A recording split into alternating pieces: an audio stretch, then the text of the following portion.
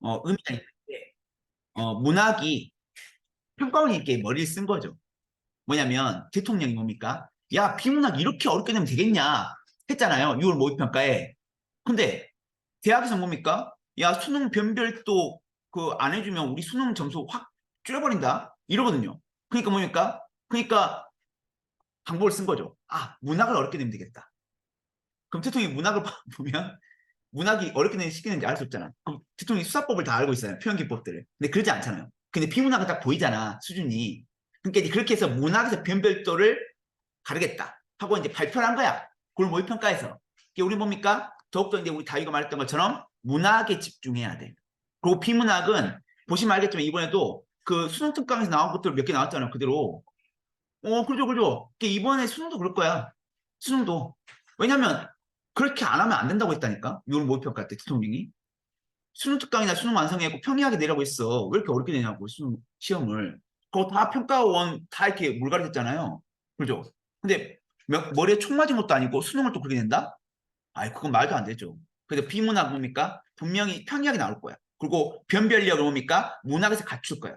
남은 기간 동안 문학에 또 총력을 기울여야 돼. 맞죠? 그 비문학은 어떻게? 수능 특강에서 좀 강조했던 짐도 있죠.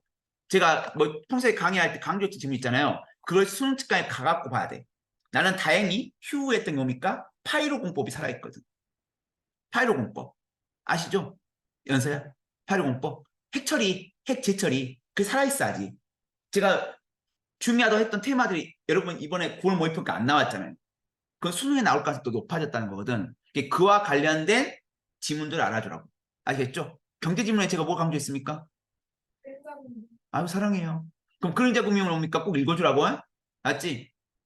이렇게 떠다 먹여줬는데 나왔을 때 여러분 뭡니까? 안 해갖고 안 되면 여기 근처에 공사장 많이 있거든요. 네. 그거 말할게요. 자, 봅시다. 자, 오늘 6조부터 또 달려봅시다. 아, 오늘 고전 씨가 엔트리 너무 좋았어요. 네, 나름 좋았습니다. 고전 씨가 보시면 6조 보시면, 연서야, 이규보가 있죠, 이규보. 이규보는요, 왜 여기 지금 등장했냐면, 이 고려시대의 최고의 문인이었어. 최고의 작가. 1인자, 1인자. 이규보만큼의 어떤 그 문학적 경향을 갖고 있는 사람이 없었어요. 역량을. 6조입니다, 6조. 그래서 엽기꽃과 백로 있죠. 엽기꽃 백로. 그래서 이규보는 물론 올해 시험에 나올 가능성이 낮아요. 낮은데 이 자체 작가 자체가 워낙 위대한 분이야. 고려를 대표하는 작가거든요. 그래 나와 있는 거예요. 엽기꽃과 백로 했죠. 그럼 이건 이제 연서가 뭘 보냐면 이규보를 중점으로 보는 게 아니라 표현 기법을 중심으로 봐야 돼요. 봅시다. 앞쪽 여울. 여울은 물이 엄청 빠르게 흐르는 곳이야. 앞여울. 그럼 이거 문학적 공간이죠. 앞여울. 문학적 공간. 그죠? 그럼 이게 어떤 공간의 의미를 갖고 있는가 파악을 해야겠죠? 일단 보리해 봅시다. 더 읽어봐야겠죠? 앞여울에는 물고기하고 새가 많대. 나왔네요. 물질적 가치의 공간이네. 세속적 공간이네. 부정적 공간이네. 그리고 물고기와 새우는 뭡니까? 물질적 가치네. 그죠? 암여울에 이런 물질적 가치가 많이 있어요. 그래서 물결을 뚫고 들어갈 생각을 백로가 하고 있었어. 그러니까 백로는 물질적 가치를 추구하는 아이죠. 그죠? 그럼 이때 물결은 뭡니까? 장애물이 장애물. 이걸 뚫고서 들어갈 생각하고 있었는데 했죠? 근데 사람을 보고는 문득 놀라서 일어나가지고 그럼 사람도 장애물이죠. 왜? 물질적 가치를 추구 못하게 만드니까 엽기꽃 핀 언덕으로 도로 날아가 버렸대. 그럼 엽기꽃은 뭐냐면 엽기꽃 언덕은 뭐냐면 이 언덕은 이건 정신적 가치의 공간이야. 맞죠? 그럼 뭡니까? 아까 나왔던 암여울과 대조죠? 그죠? 그럼 이 전문 용어가 있어. 이건 이제 연서가 외워야 돼요. 뭡니까? 이분법적 구조, 이양 대립항의 구조라고 해. 이런 것을. 맞죠? 공간이 대조되고 있는 걸. 그럼 이걸 이제 우리 현아 마음속에 저장해야겠죠? 그래서 목을 빼고 사람이 돌아가길 기다리고 있어요. 기다리고 있어. 여러분 그 2주 전인가 3주 전인가 고사성어약 문제 나온 거 기억나시죠? 효와 관련된 거. 그건 또 뭘 반증하냐면 이 사자성어가 한동안 지금 수능에 안 등장하고 있어요. 그죠? 근데 올해 나올지도 모른다고 이감이 조심스럽게 예측하고 있는 거야. 그래서 우리 사자성어 좀 신경을 써야 하는데 이렇게 목을 빼고 기다리는 거 관련된 사자성어가 학수고대죠. 학수고대. 그래서 가랑배 깃털이 다 젖는구나 했죠. 오랜 시간이 지났죠. 가랑비에 옷이 다 젖어버렸어. 가랑비는 부슬부슬 비가 내리는 거거든요. 근데 이 깃털이 다 젖을 정도니까 엄청 오래 기다렸죠. 왜? 사람이 가기를 기다리고 있는 거죠. 이때 군화가 쓰였죠. 그럼 영탄법이 있죠. 자, 영탄법 공식 있죠. 군화, 어라, 뒀다, 로다 이게 쓰이면 영탄법이 있죠. 바유가 천재로다, 천재도다. 그럼 영탄법이라고. 맞죠? 영탄법이 쓰였다는 거. 영탄법은 감정을 표현하는 거죠, 재윤아. 그래서 영탄법이 쓰였고 마음은 여울의 물고기에 가 있어요. 현재 백로가. 그죠? 그런데 사람들은 말하네. 기심을 잊고 서 있다고. 사람들이 오해를 하고 있죠. 이 사람들 뭡니까? 겉모습만 보고 판단하고 있죠. 백로가 물고기가 새우 먹지 않고 언덕에서 그냥 고고하게 서 있으니까 와 저거 봐라 정신적 가치를 추구하고 있구나 욕심 없구나 이때 기심은 욕심 말합니다. 이따 또 등장합니다. 기심이 그죠? 욕심을 안 부리구나 하는데 웬걸 백로는 뭡니까? 웬걸 욕심 부리거든요. 근데 사람 눈치만 보고 있거든. 그러면 겉과 속이 다른 거죠. 겉과 속이 다른 거죠. 나 이런 거 좋아해. 겉과 속이 다른 거 관련된 사자성어 무려 5가지나 있어요. 표리 부동, 양두구육, 면종복배, 구밀복검, 권상요모 이런 거 하면 나 칸타르시스를 느껴. 다유야. 칸타르시스. 알았죠? 그래 이런 사자성어 알아두죠. 그러니까 결국은 겉모습에 현혹된 거죠. 그럼 이 작품을 공부한 우리 재윤이 뭡니까? 겉모습만 보면 안 되겠다. 사물의 본질을 꿰뚫어 봐야겠다. 라고 우리 현아 마음속에 저장할 수 있겠죠? 근데 이건 표현 기법들. 그러면 이제 연서야 이렇게 강의를 했잖아. 그 요런 거 있죠. 요런 거, 요런 거, 요런 거, 요런 거, 요런 거, 요런 거, 요런 거 좀 외우더라고. 나중에 또 등장할 거야. 맞죠? 선생님 세뇌 교육이야. 그래서 무한반복 시스템이 돼요. 오늘 했던 말 또 나중에 또 할 거야. 언젠가. 맞지? 얘들은 많이 들었어. 지겨워. 그죠? 근데 이 지겨움이 여러분 뭡니까? 여러분 실력이 됩니다. 왜? 이게 이제 자연스러워지면요. 수능 때 이게 줄줄줄 나와버리거든요. 자연스럽게. 생각 의식하지 않아도. 군화 나오는 순간 영탁법 이렇게 딱 넘어가나. 맞지? 그걸 다 노리는 거야. 두 번째 작품이 있죠. 윤선도. 윤선도는 뭐 최고의 작가죠. 윤선도. 자, 이규보 윤선도 오늘 제시한 이감 칭찬합니다. 그죠? 윤선도는 조선 시가의 양대 산맥이야. 누구랑 함께? 누구랑 함께? 이번에 구모 때 나온 정철과 함께. 정철이 가사의 1인자면 윤선도는 시조의 1인자. 하지만 미안하게도 선도는 올해 수능의 가능성이 좀 낮습니다. 맞죠? 제가 밀고 있는 거는 지금 가사를 밀고 있거든. 근데 안조환의 만원사라든지 또는 뭡니까 박일로의 가사가 나오면 한 통으로 나와요. 맞죠? 그게 워낙 긴 작품이라서 한 통으로 나와서 문제로 구성될 가능성이 높아. 그런다고 연시적으로 연결되잖아요. 그럼 너무 문제가 지문도 길어질 뿐더러 문제가 좀 너무 어려워져. 맞죠? 그래서 아마도 특정 작가에서 모을 가능성이 높아요. 맞죠? 그래서 이제 그런 식으로 지금 구조를 바뀌고 있는데 아마 그래도 윤선은 나름 중요한 작가죠. 봅시다. 자, 윤선이 견해어죠? 그날 이거에 또 소문이 돌았어. 중요한 거. 이게 이감이거든. 봐보세요. 견해어는요. 윤선도가 이이첨을 상소했다가 그때 이이첨은 최고의 권력자였습니다.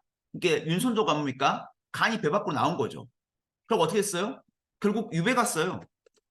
이게 강해군 때거든. 나오죠. 유배 시리즈 중에 하나예요. 맞죠? 올해 선생님이 강력하게 밀고 있죠? 유배문학. 유배문학이 출제 1순위입니다. 몇 년간 지금 모든 사설 모의고사가 다 유배문학 나와야 한다고 지금 계속 강조하고 있었거든요. 그죠? 근데 매년 안 나왔어요? 그러면 유배는 안 나올 거냐 앞으로? 아니요. 조선 시가의 가장 핵심적인 테마가 유배거든요. 유배 나옵니다. 나와야 돼요. 나오고 나와야 해요. 그리고 그걸 반증하기로 하듯이 이번 수능 특강에 안주환의 만원사가 있는데 유배 문화의 꽃이죠. 그죠? 유배 문화의 그 완성작이야. 그래서 나올 가능성이 엄청 높습니다. 안주환의 만원사. 그거 워낙 길어요. 그래갖고 연서가 수능 특강에서 공부한 부분이 안 나올 수 있어요. 다른 부분이 나오거든요. 그러면 내가 공부한 부분 아니니까 어떡해. 근데 만원사가 주제는 알잖아. 유배 가갖고 너무 유배 생활 힘들어요. 그거잖아요. 그럼 그거 갖고 보면 돼. 그럼 이러면 돼, 안 돼? 안전 만원사가 유배 가서 억울하다고 표현했다. 맞아요, 틀려요? 아니죠. 지가 죄 지었어요. 안 좋아하는 국고에 손을 댔습니다. 국가의 돈에 손 댔어요. 죄 지은 거 맞아요. 그죠? 근데 너무나 유배생활 힘들다고 해갖고 뭡니까? 그걸 절절히 표현했더니 왕이 감동해갖고 유배지를 풀어줬다는 그런 비하인드 스토리가 있을 정도로 최고의 명작 중에 하나였습니다. 그래서 그게 나올 가능성이 높죠. 아무튼 여기는 두 개가 걸려요. 윤손도란 작가도 위대한 작가이고 게다가 유배니까 두 개가 프레임이 겹칩니다. 맞죠? 그래서 나온 거야. 맞죠? 봅시다. 슬프나 즐거우나 옳다고 하나 왜다 그르다고 하나 했죠. 근데 이때 옳다 그르다 이걸 뭐라고 합니까?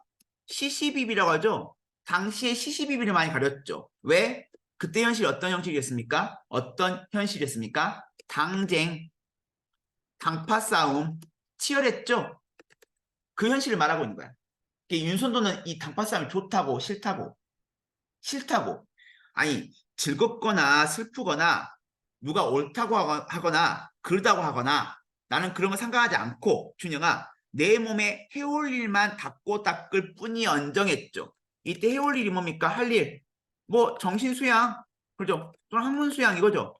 난 이런 당파 싸움에 관심 없어요. 이거죠. 그 밖에 연남은 일이야. 분별할 줄이 있겠느냐 했죠. 이때 연남은 일이 뭡니까? 공명이나 부귀를 말하는 거죠. 세속적 욕망. 그러면 센스 있는 우리 재현이는 뭡니까? 이걸 새우하고 아까 물고기랑 연결시켰죠. 이게 세속적 욕망이니까. 물질적 가치니까. 내 일이 망령된 줄을 내가 한 일이 상식에 어긋난 줄을 내가 몰랐겠는가 했죠. 그러면 이때 내 일이 뭡니까? 나의 일이 이첨 상소 최고의 권력자를 깐 거야. 그래서 유배 갔죠. 그죠? 내가 몰랐겠는가? 그럼 내가 왜 이런 미친 짓거리 한 거야? 그 이유는 이 마음이 어리석은 것도 다 님을 위한 탓이로네. 임금님 때문에 그랬다 이거죠. 임금님. 그때 임금님 있잖아. 준영아. 광해군이었거든요. 임금님 위해서 내가 이런 짓거리 했다 이거죠. 이런 미친 짓거리. 영군치정이죠. 임금을 사랑하는 마음이죠. 아무가 다른 사람들이 아무리 일러도가 뭡니까? 아무리 상소를 해도 아무리 모함을 해도 아무리 참소를 해도 그죠? 아무리 잘못이 있다고 할지라도 이거 한 개만 써도 돼요. 할지라도 님이 헤아려 보세요. 님이 내 마음 알고 뭡니까? 깊이 생각해 주세요. 그런 사람들의 말에 현혹되지 말고요. 그거죠. 그 다음 삼수 보면 추성했죠. 추성. 여기서 또 신박한 거 나와요. 추성. 추성은 이 한경북도 경원이야. 이걸 쓸 필요 없고요. 이걸 써야 돼요. 구체적 지명 제시. 이거 뭡니까? 어떤 효과가 있어요? 현장감, 생동감 형성이죠. 이게 중요하다. 이런 거 이제 우리 현아 마음속에 저장해야 한다고. 추성이란 지역의 진우루라고 하는 누각밖에 울면서 가는 저 시냇물아 했죠. 자, 시냇물이 울겠습니까? 이것도 중요하죠. 연서야, 감정이입이죠. 감정이입. 그리고 또 오늘 나왔어. 준영아. 지겹다. 부르는 말. 현어법. 영탄법 말을 거는 어투. 이죠. 시냇물아. 무엇 하려고 주야에 흐르고 있느냐 했죠. 무엇으로 밤낮을 흐르고 있느냐. 그렇게 흐르는 이유가 뭡니까?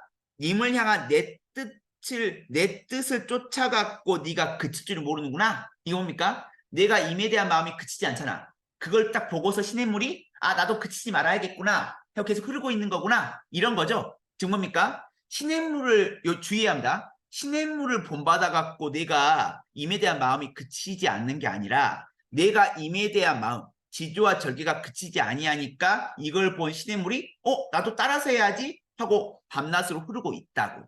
그치지 않고 있다고. 그거 말하고 있는 거죠. 근데 어쨌든 간에 임양한 내 뜻 이것 뭡니까? 지조와 절개죠? 그죠? 절개를 쫓아 그치를 모르도다. 도다. 도다 나왔다. 도다. 대연사 이거 무슨 법? 아까 위에서 했는데. 그렇죠. 아, 터득했어요. 이렇게 하는 거야. 한 개안에 쌓는 거예요. 도다 영탄법, 로다 영탄법, 구나어라, 도다 로다. 그죠? 그 다음 봅시다. 매는 길고, 물은 멀고 했죠. 그래서 매하고 물은 뭡니까? 아주 멀리 있고, 멀리 펼쳐져 있고, 또 엄청 산도 뭡니까? 길게 있다는 거야. 그죠? 그럼 이 매하고 물을 왜 등장시켰냐? 그 다음 때문에 등장시켰습니다. 부모님을 그리워하는 뜻은 많고 많고 하고 했죠. 지금 무슨 말입니까? 부모님을 그리워하는 마음이 이렇게 산과 물처럼 엄청 길고 엄청 멀리까지 펼쳐져 있다고. 즉 뭐하고 물은 뭡니까? 그리움을, 부모님에 대한 그리움을 형상화하는 뭡니까? 소재인 거죠. 강조하는 소재인 거죠. 어디서 외기러기가 울고 울고 간다 했죠? 또 나왔다. 재은아, 또 나왔다. 외기러기가 울고 있겠습니까? 다윈 안 그러죠? 이것도 우리 다윈님이 알고 있는 감정이입이 쓰였죠. 그 다음, 어버이 그리워하는 줄을 처음부터 알았지만은 이 임금을 향한 뜻도 하늘이 삼겼으니, 만들었으니까 진실로 임금님을 잊으면 그것이 불효인가 여기노라 했죠. 효가 나왔다, 효. 그죠? 복습, 왕상, 이어, 맹종, 육즙. 뭡니까? 노래, 파니. 다 뭡니까? 홍수, 치탄. 우리 저번 시간에 했던 효 관련 사자성어죠? 이런 것도 좀 외워두세요. 맞죠? 그 다음에 다는 장유의 해구 불화설이거든요. 해구 불화설. 그래서 이제 해구 불화설 내용은 뭐냐면 한마디로 그 욕심 부리지 말라. 그죠? 욕심 부리는 사람과 함께 하지 말라. 이런 겁니다. 알겠죠? 봅시다. 해구 불화설. 자, 여러 구의 책에 이르기를 했죠. 이건 있잖아, 연서야, 다유야. 작품이 별로 안 중요해. 물론 장유가 공목소리 한번 출제된 적이 있어요. 모의고사에. 근데 장유란 작가는 이렇게 우리 문학사적으로 의의가 없는 작가예요.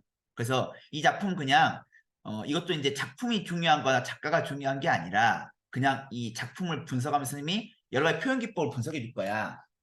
준영아. 그럼 그 표현 기법들 좀 익혀주세요. 아시겠죠? 작품이 중요하면 작품이 중요하다 제가 얘기를 하거든요. 작가나. 봅시다. 여러 구의 책에 이르기를 했죠. 책에 이른데요. 이르기를 했죠. 이르기를 이거 인용입니다. 인용. 인용이 쓰였어요. 여러분. 갖고 온 거야. 바닷가에 사는 사람이 갈매기가 놀곤 하였는데 야 사람이 갈매기랑 노는데 이와 관련된 또 사자성어. 자연과 인간이 하나가 되었죠. 무라일체 물심일이여이죠. 급기야 귀신 나왔다 연서야. 아까 귀신이 욕심이었죠. 욕심이 한번 발동하자 갑자기 닌겐이 욕심을 냈어. 그러니까 갈매기가 눈치챘어. 바짝. 그리고 어떻게 했습니까? 갈매기가 내려와 앉지 않았다 였다 했죠. 갈매기는 뭡니까? 다른 사람이 욕심내는 거 보면 바로 피했죠. 근데 우리 인간은 그렇게 안 한다고. 이따 뒤 나옵니다. 대저. 대저는 뭡니까? 되게 일반적으로, 그죠? usually 되게 일반적으로 한 생각이 몰래 마음속에 싹 트게 되면 겉으로 드러난 장기가 없다 하더라도 나와 다른 존재 사이에 벌써 의심하며 방비하려는 현상이 나타나는 법이다 했죠. 그죠? 그러니까 다른 사람들은 이 우리 연서검인데 욕심을 내는 것 같아. 뭔가 나쁜 마음을 먹는 것 같아. 그럼 그 낌새를 눈치채갖고 피해야 돼 원래. 피해야 돼. 그걸 말하고 있는 거야. 근데 사람들은 바보라서 뭡니까? 상대방이 욕심을 내고 뭔가 자기를 해칠 거란 느낌이 있음에도 불구하고 피하지 않는다고. 갈매기와는 다르게. 그래서 이걸 뭡니까? 비판한 작품이 바로 해구 불화설이야. 맞죠? 그 연서가 앞으로 대학교 가니까 대학교 가면 사회인이잖아요. 그럼 주변에 욕심내는 사람이 많이 있어. 뭔가 탐욕스러운 사람이 많이 있거든요. 그럼 준영이가 그런 사람과 절대 가까이 하면 안 돼. 왜? 그런 탐욕스러운 사람 가까이 있잖아? 그럼 준영이 걸 다 빼앗아 가거든요. 빼앗아 가. 그렇죠? 그런 사람 함께 하면 안 되거든요. 근데 자기도 뭔가 그 사람과 함께 하면 뭔가 이득이 있으니까 함께 해요. 그럼 결국엔 다 빼앗깁니다. 내 걸 다 빼앗긴다고. 그걸 경고한 작품이 바로 준영아 해구 불화설이야. 맞죠? 봅시다. 이것이 어찌 중용에서 말한 바 은밀한 것도 다 드러났는데 성은 정성스러운 마음은 가릴 수가 없는 법이다 라는 것이 아니겠는가 했죠. 또 중용을 인용하고 있죠. 그러니까 중용에서도 은밀한 것도 다 드러나기 마련이야. 아무리 우리 자유가 비밀이라고 감춘다 하더라도 다 드러나기 마련입니다. 맞죠? 그 말하고 있는 거예요. 그런데도 인위적으로 속이려는 무리들은 거치장하여서 속마음을 숨기려면서 날마다 졸려란, 옹졸한, 천안꾀로 마음만 수고스럽게 하니까 과연 무슨 이익이 있겠는가 했죠. 무슨 말이야, 지은아? 이 속이려는 무리들이 우리를 속일 수 있다고 없다고? 속일 수 있다고 없다고? 없다고. 중용에서 은밀한 것도 다 드러난다고. 그러니까 아무리 다유가 사기치려고 해도 다 뽀록 난다고. 들통 난다고. 괜히 헛수고 마는 거라고. 그죠? 근데 우리는 뭡니까? 그걸 뻔히 알면서도 속아요. 알죠? 그 다음 나옵니다. 그런데 but however 나는 이 이야기와 관련해서 다시 느껴진 점이 있다.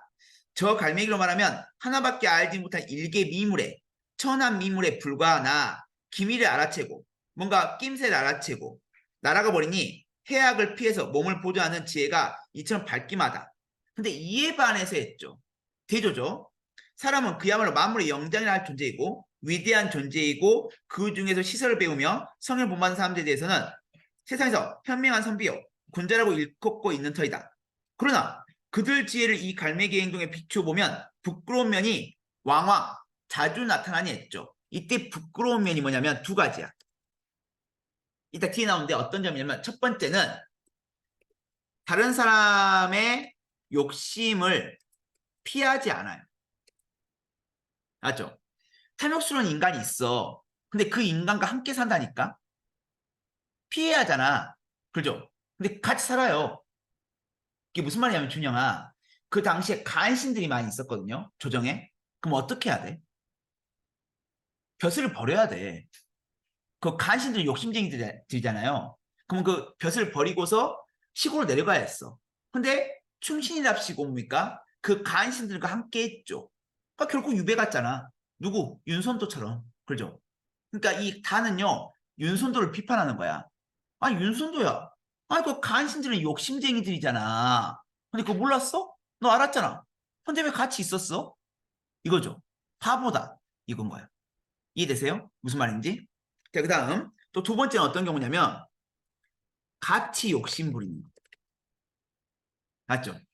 근데 이 1번, 2번 중에 준영아, 어디에 해당돼? 윤선도는 1번에 해당되죠? 그 탐욕스러운 무리와 함께 있었죠. 그죠? 그들에게 저항했죠. 그러니까 결국 어떻게 했습니까? 유배 갔잖아요. 그걸 지금 탓하는 거야. 비판한 작품이 바로 이 장유의 해구 불화설이야.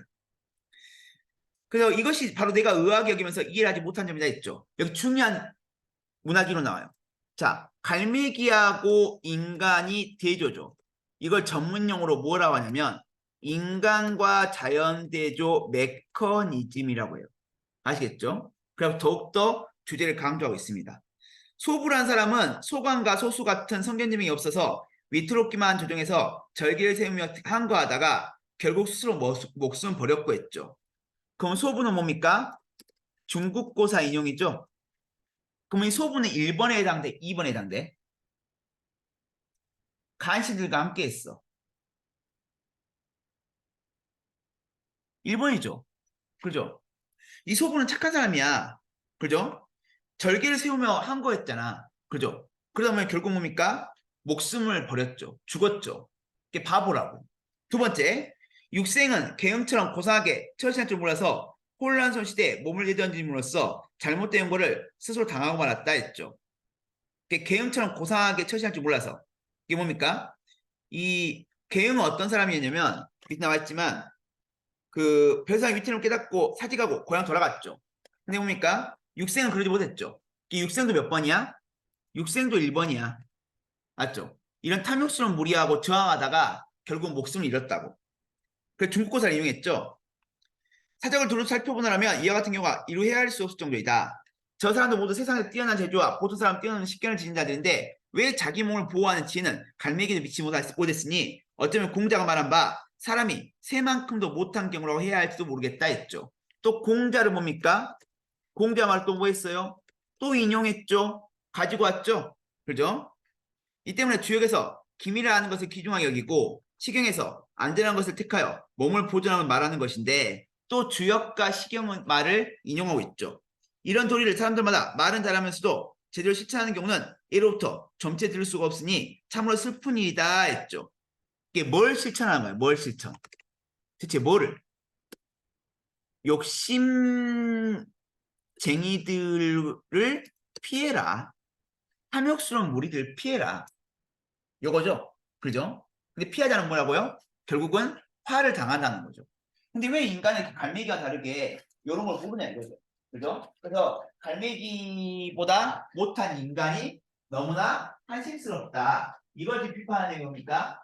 장유의 해구구라 소리죠? 그죠? 그래서 기러기가 하늘머리 날아가면 사냥꾼 단념하고 마는데 별이색을 쪼아먹을 욕심에 화살에 맞는 것도 뭡니까? 맞는 것도 스스로 알지 못하고. 그럼 이 기러기는 뭐예요? 욕심꾸러기죠.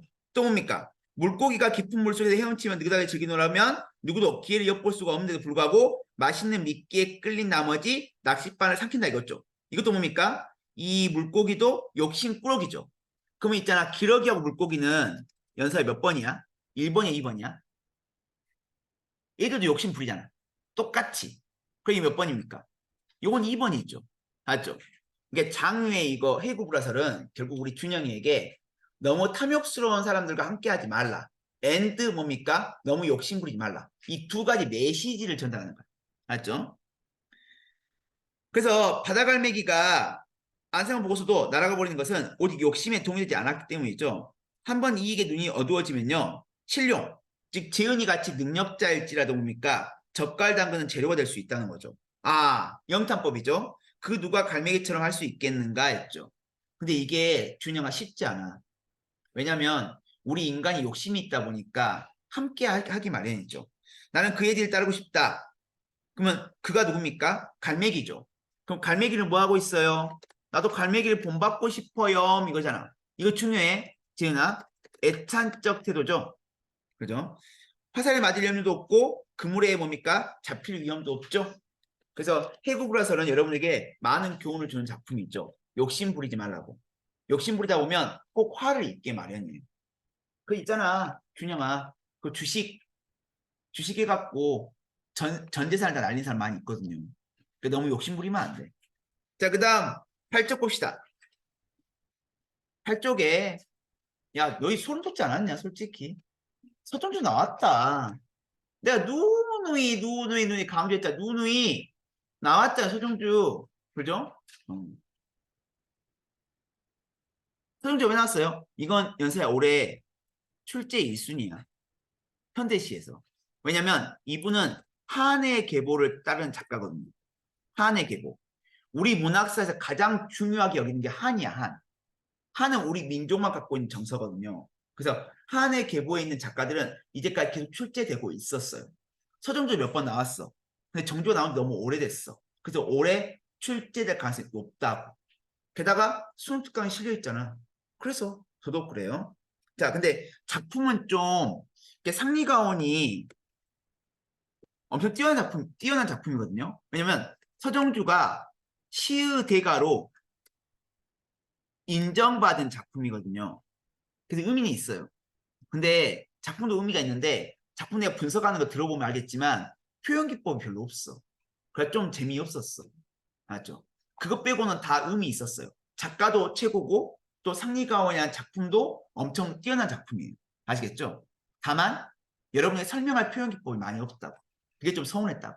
봅시다. 상리가오는 뭐냐면 이 상리라는 곳에 있는 과수원이야. 상리라는 곳의 과수원. 맞죠? 그래서 봅시다. 이 과수원에서 이제 뭘 느꼈냐면 그냥 한마디 말하면 봄의 아름다움, 봄의 생명력. 그 주제가 이거야. 아름다움, 생명력. 맞죠? 근데 이 작품이 있잖아, 재은아. 또 소름 돋는 프레임이 하나 더 있어. 다유야. 뭐냐면 이거 1955년에 지어진 느낌 뭡니까? 무슨 문학이죠? 제가 올해 했던 문은 그렇죠. 이게 이감의 클래스예요.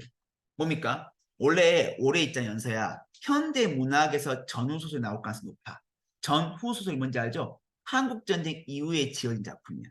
근데 혹시나 현대 문학에 있는 시와도 연결될 수 있다는 거죠. 그래서 이거를 관련해서 지금 시험을 냈다는 거죠. 그래서 이제 그래서 어 그래서 이제 어 그래서 이제 이걸 이제 여기까지 확대하는 거야. 이감이. 맞죠? 이게 어마어마무시한 거죠. 저는 엄청 감동했어 그래갖고 와 이거구나 했죠.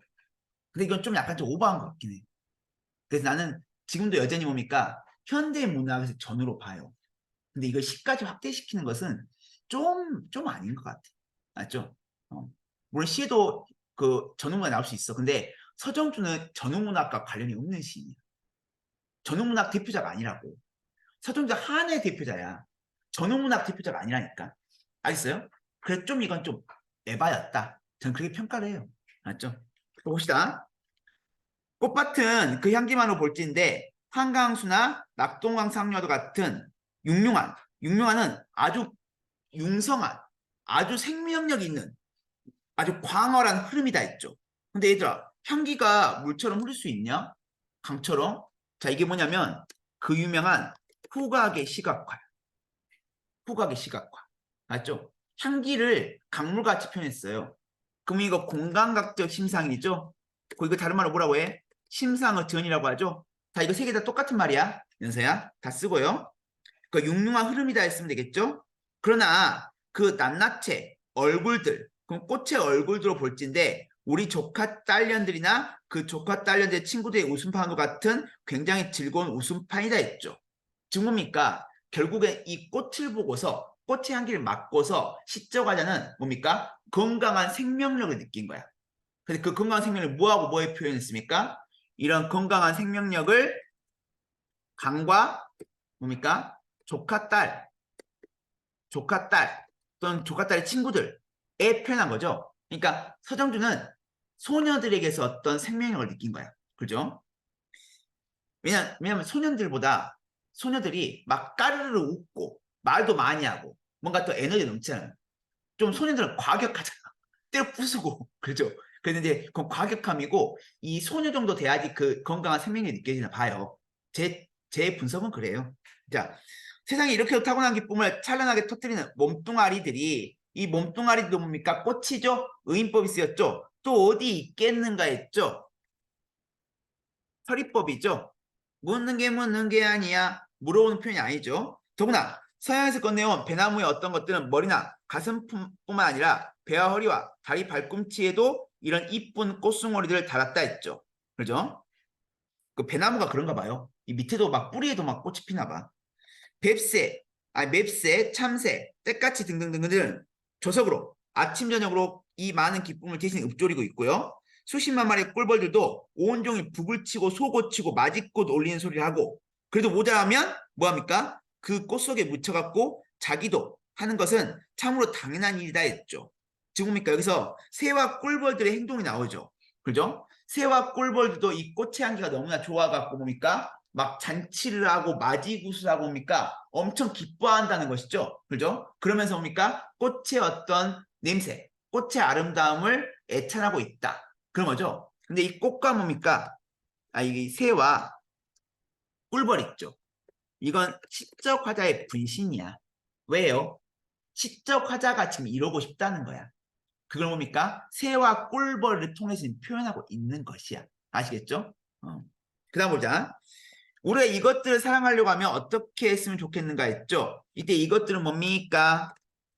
위에 놨던 꽃이나 새나 꿀벌들이죠? 이를 사랑하려면 어떻게 해야겠어요? 당연히 뭐 해야겠어요? 당연히 뭐 해야겠습니까? 같이 함께 해야겠죠. 즉 묻혀갖고 누워있는 연못 물과 같이 저 아래 저것들을 비춰보고 누워서 때론 가냘프게도 떨어내리는 저 어린 것들의 꽃잎사귀들을 우리 몸에 받아볼 것인가 했죠. 그럼 이건 뭡니까? 몸물은 이 꽃의 아름다움을 적극적으로 느끼려고 하고 있어요? 아니면 소극적으로? 적극적이죠. 근데 그 뒤에 거 보자. 아니면 먼 산들과 나란히 마주 서가지고 이것들의 아침에 유두분면 뭐냐면 유두 이 기름 바른 머리 그 분면은 뭡니까? 이 화장품을 바른 얼굴 이게 아름다운 얼굴이죠. 아름다운 얼굴과 한낮에 춤을 추는 것과 황혼의 어둠 속에 이것들이 잦아들어 소멸하여서 돌아오는 그 아슬아한 침잠은 가라앉는 거야. 아슬아하게 뿌옇게 가라앉는 거. 의역하면 이게 사라지는 거를 그냥 지킬 것인가 했죠. 이건 무슨 태도입니까? 그냥 멀리서 하고 지켜만 보는 거니까. 그리고 이건 소극적 태도죠. 그러니까 그 다음에 나와 있는 뭡니까? 그 먼 산은요 소극적 태도죠. 그럴 것인가 했죠. 이 꽃의 아름다움과 이 꽃의 어떤 향기를 적극적으로 누릴 것인가 아니면 뭘 지켜만 보고 있을 것인가 이런 것이죠. 하여간 어찌됐든 간에 이 하나도 서러울 것이 없는 것들 옆에서 이 것들은 꽃이죠. 또 이것들을 서로하는 미문 하나도 없는 곳에서 우리는 섣불리 우리 어린 것들에게 서러움 같은 걸 가르치지 말 것이다 했죠. 이때 이 서러움이 뭡니까?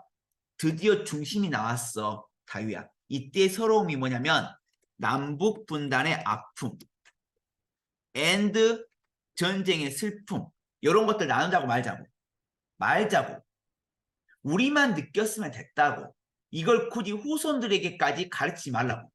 그러면 그들도 뭡니까? 기쁨을 느낄 수 있겠어요? 없겠어요? 없다는 거죠. 결국 서정주의 태도는 뭡니까? 야, 전쟁은 전쟁일 뿐이고 우리 이제 그거 훌 털어버리고 이제 우리 좀 기쁨을 좀 느끼자. 우리 언제까지 있잖아. 몇 년간, 뭐 수십 년간 그 전쟁의 아픔을 막 되새기면서 고통스러워할 필요 없잖아. 그죠? 기쁨 느끼자고. 왜 이렇게 아름다운 세상 안 느끼고 맨날 슬퍼하고 있냐고. 이게 이제 전쟁 이후의 서정주의 어떤 생각들이었어요. 맞죠? 그래서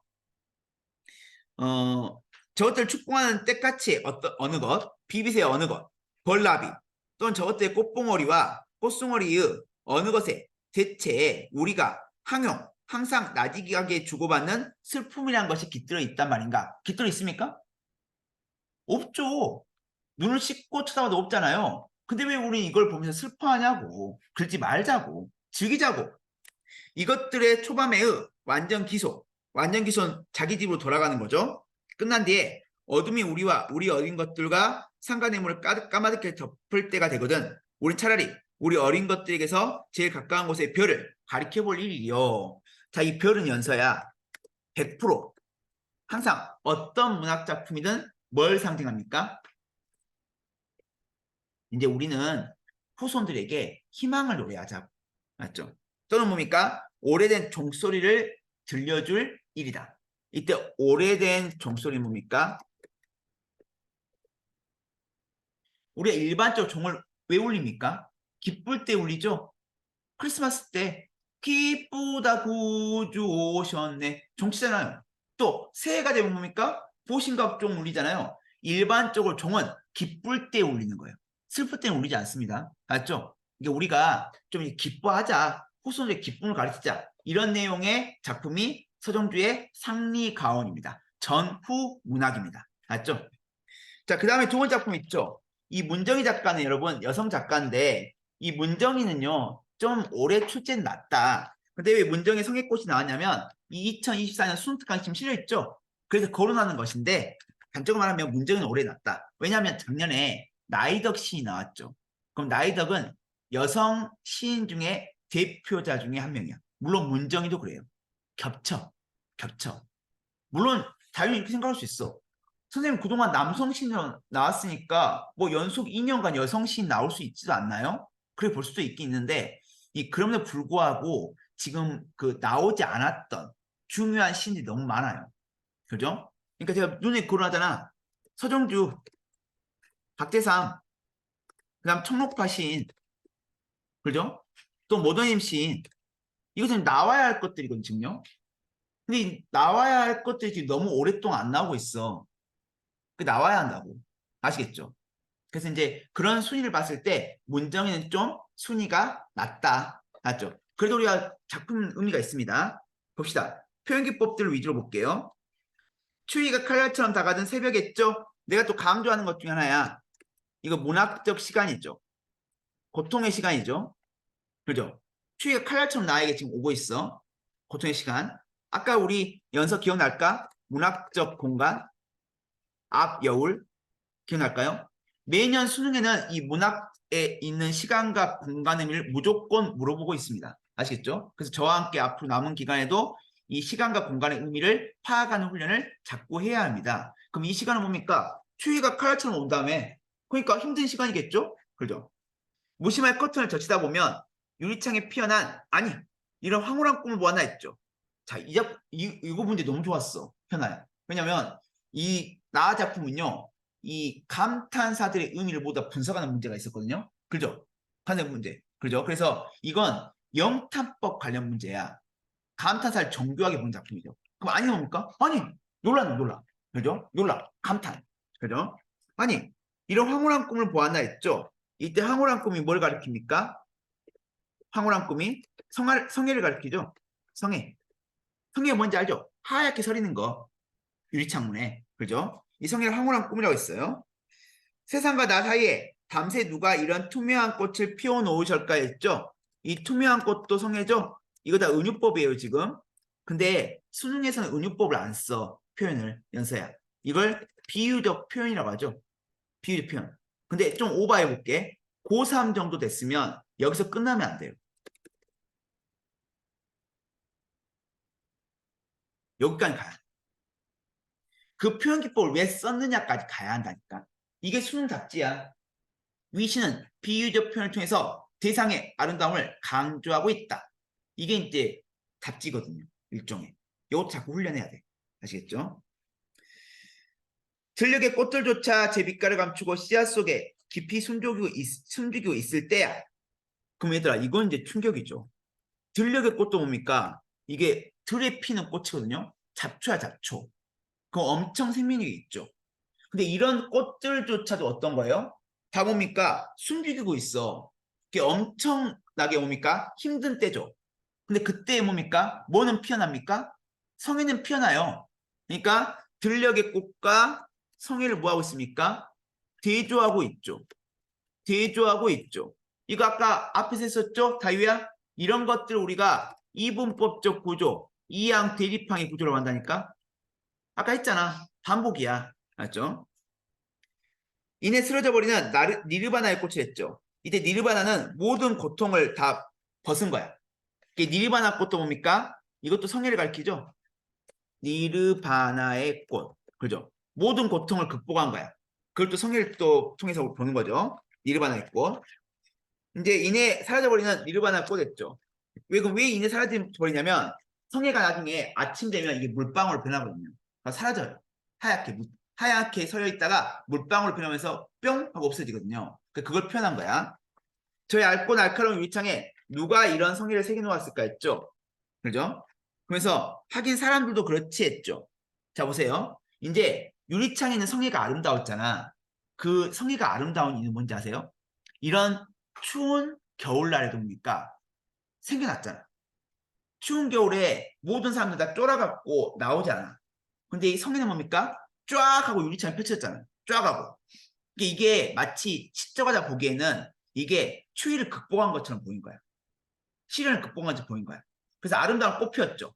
그렇듯이 인간도 마찬가지야. 그게 뭡니까? 이 자연현상 뭡니까? 자연현상을 뭐에? 인간에게 적용했죠. 이런 거 우리가 어려운 말로 뭐라고 하냐면 인식의 확장이라고 해.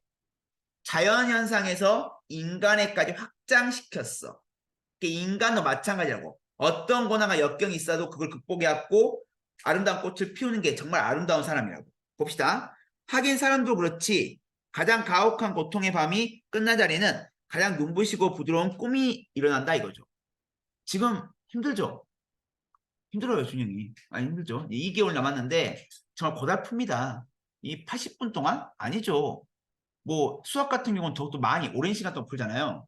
그 오랜 시간 동안 초집중해갖고 푼다는 게 말이 쉽지 않아. 1시간 20분 동안 가만히 앉아서 문제만 풀잖아요. 이건 고문입니다. 지옥입니다. 근데 이런 과정들 다 거치면 뭡니까?